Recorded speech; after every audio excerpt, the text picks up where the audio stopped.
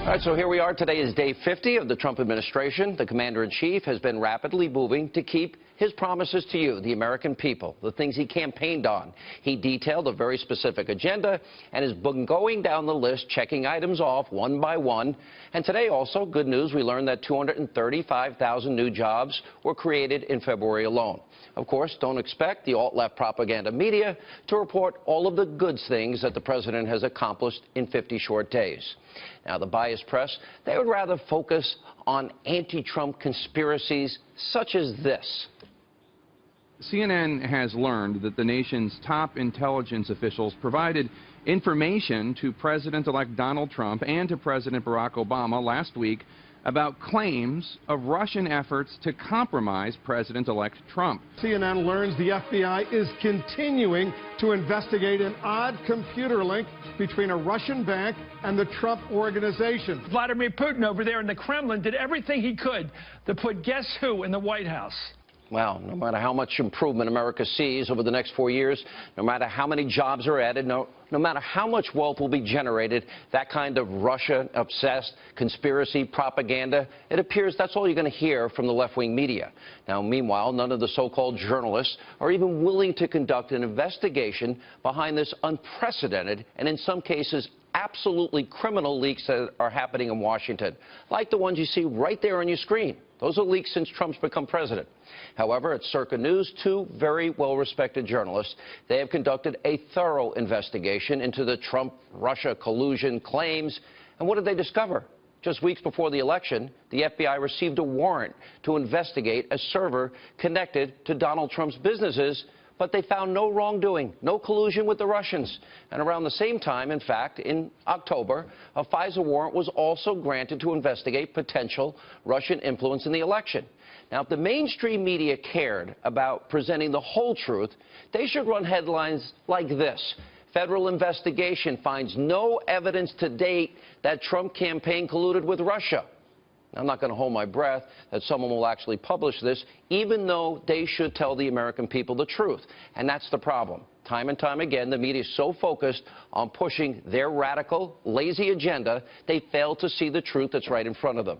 Now, they never vetted Barack Obama. They never admitted to colluding with the Clinton campaign and acting as their surrogate. And they utterly failed to predict the rise of President Trump. So who can disagree with me that they are abusively biased? Who can disagree with Steve Bannon when he calls them the opposition party in this country? Now, many in the media, they're so deeply invested in seeing that President Trump fails, well, many deep state, Obama-era holdovers, they're still entrenched in government. And by the way, I'm not the only one that feels this way. For example, former Democratic Congressman Dennis Kucinich, he said that President Trump has a point about the wiretapping. Take a look. People who are saying about President Trump's claim, oh, it could never happen. Well, frankly, it happened to me.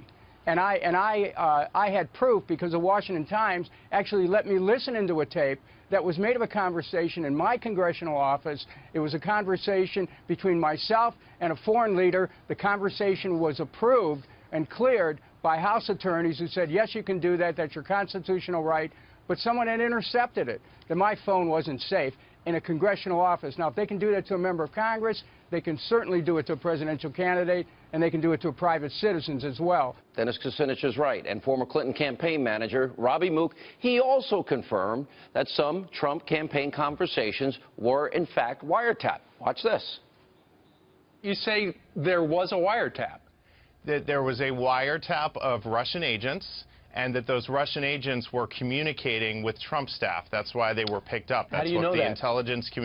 That's what the intelligence community has told us. That's what's been reported very widely. Those are the facts. All right. You, the American people, you deserve truthful answers. For example, what did the Clinton campaign know? When did they know it? And last night I said it was time for President Trump to clean house. It has to happen. Sean Spicer had this to say when asked about all these Obama deep state shadow government holdovers. Take a look.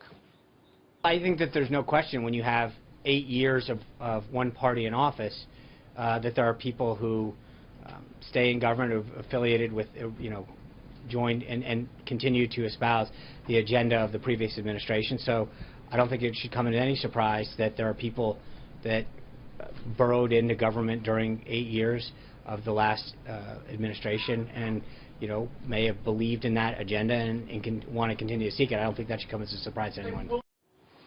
Now, today, the Trump administration, they took the first step into purging deep state actors. According to a DOJ spokesperson, quote, the Attorney General has now asked the remaining 46 presidentially appointed U.S. attorneys to tender their resignations in order to ensure a uniform transition.